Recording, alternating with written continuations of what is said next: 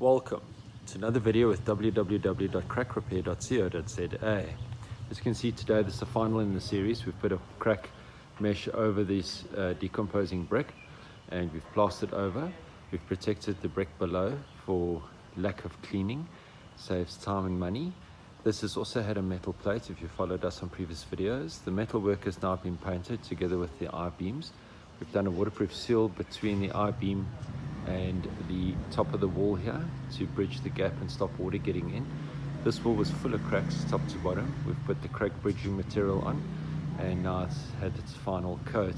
As you can see, the front of the garage here for a flawless finish. We've brought the bandage from the glass over the edge and down about 150, and then we've plastered over it for an invisible repair.